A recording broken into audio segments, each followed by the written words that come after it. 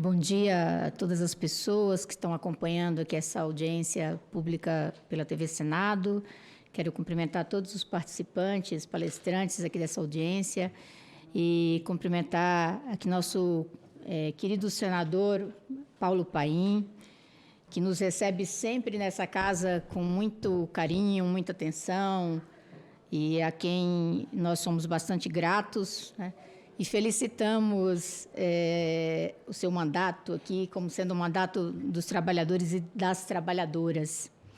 Quero cumprimentar e parabenizar o senador Jacques Wagner, o senador Fabiano Contarato, por estar envolvido nesse projeto, né, de regulamentação deste tema que está previsto na Constituição e que é tão importante para a classe trabalhadora. Quero dizer que a participação dos trabalhadores no Conselho de Administração, ela é, antes de tudo, discutir a democracia econômica, transparência e responsabilidade social das empresas.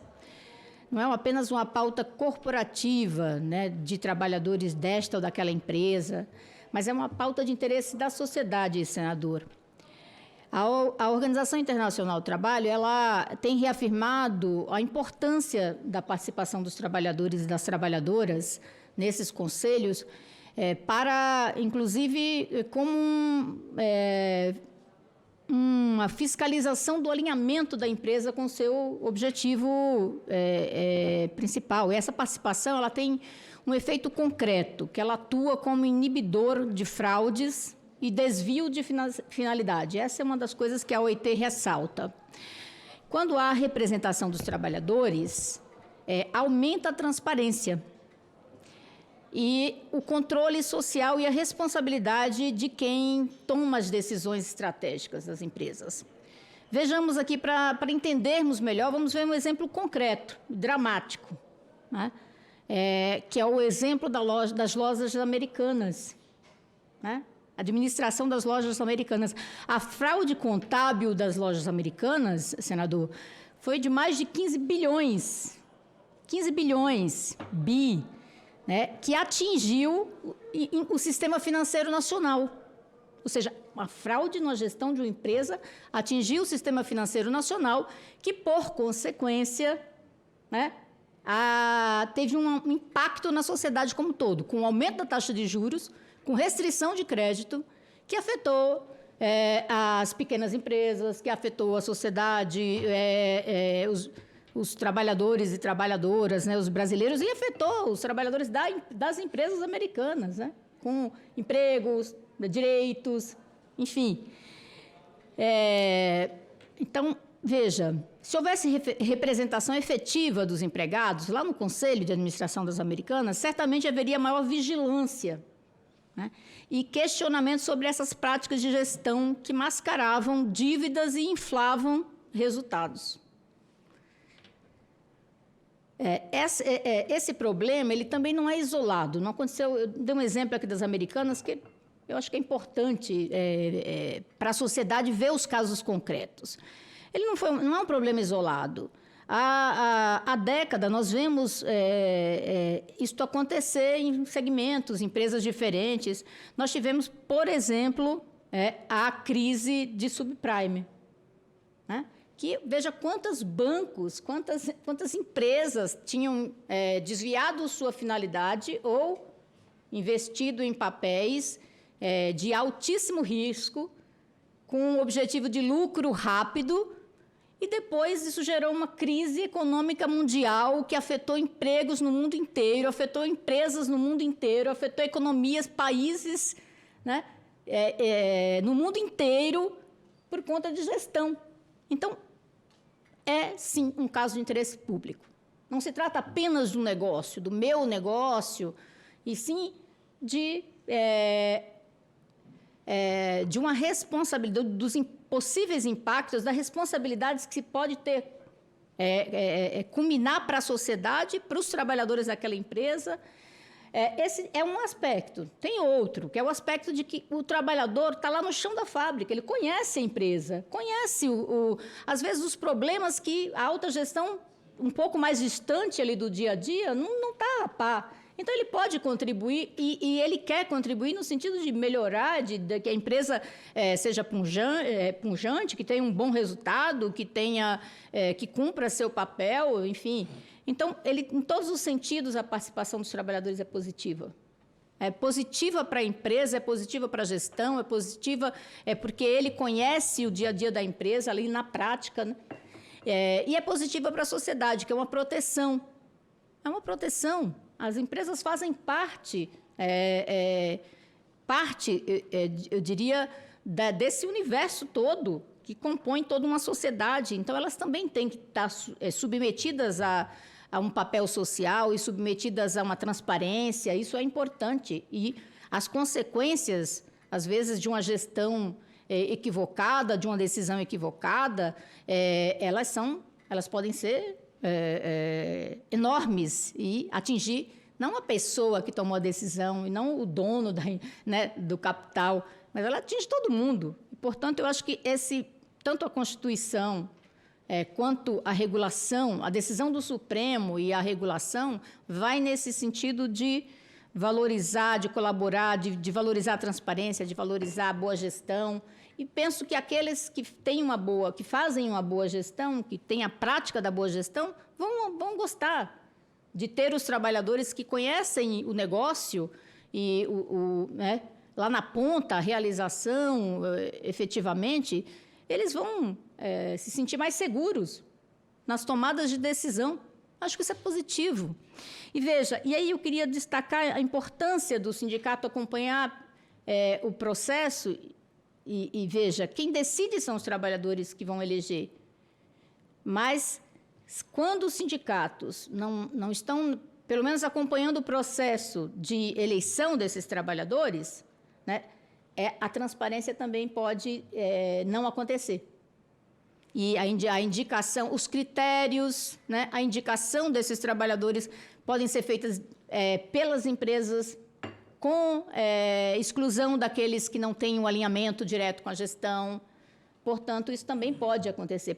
Para que tenha transparência no processo, é essencial que os sindicatos acompanhem e participem. Veja, e eu não vejo contradição alguma, muito pelo contrário.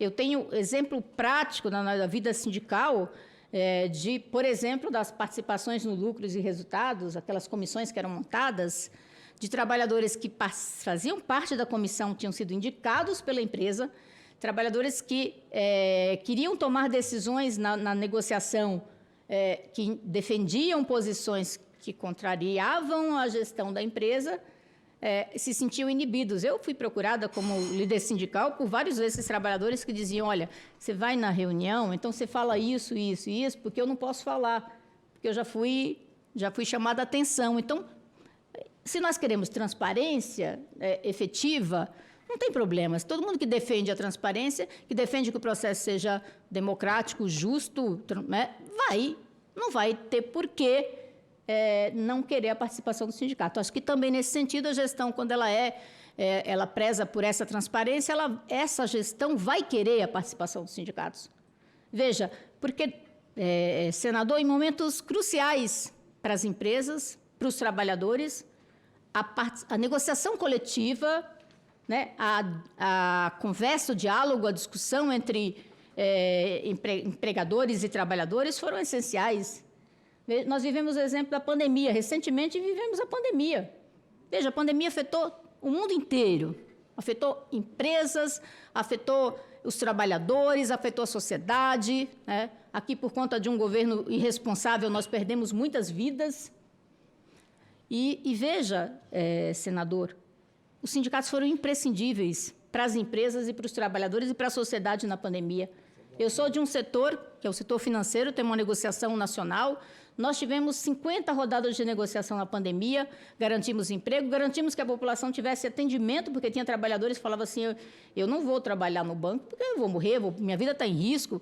Mas e na outra ponta, tinham pessoas que precisavam acessar os recursos que estavam sendo disponibilizados, inclusive os trabalhadores, os empregados e empregadas da Caixa Econômica Federal foram, eu diria, heróis e heroínas nesse processo, que estavam lá na ponta atendendo, e foi a negociação sindical que garantiu o funcionamento das agências bancárias, das empresas, e foi o atendimento à população que precisava dos recursos naquele momento, né? Num momento de risco de vida.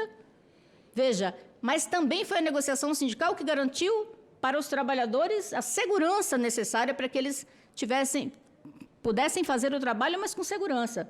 Com todas as medidas protetivas, todas as medidas com teletrabalho, com garantia de emprego. Foi a negociação sindical que possibilitou a rapidez na tomada de decisão de colocar esses trabalhadores em casa, de colocar uma parte desses trabalhadores em férias coletivas. Então, veja, os sindicatos são imprescindíveis. E, recentemente, senador, fizemos uma pesquisa, a CUT, com as centrais sindicais, que vamos divulgar em seguida, feita pela Vox Populi, com quase 4.000 trabalhadores da PEA e não PEA no Brasil, e eles, mais de 60%, dizem o seguinte: os sindicatos são imprescindíveis, mesmo aqueles que não têm vínculo, carteira de trabalho formal. Os do não PEA dizem: eu quero ter sindicato, e os sindicatos são imprescindíveis. Então, veja, se a sociedade, se os trabalhadores dizem isso, é porque o sindicato tem um papel efetivo para garantir renda, salário, emprego, direitos, formação.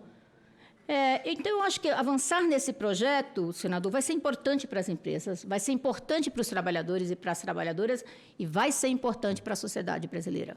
Vai ser importante para o Brasil. Não é à toa que França, Alemanha, vários países do mundo já adotam, e várias empresas responsáveis, transparentes, pungentes no mundo já adotam, já tem representação dos trabalhadores no Conselho de Administração.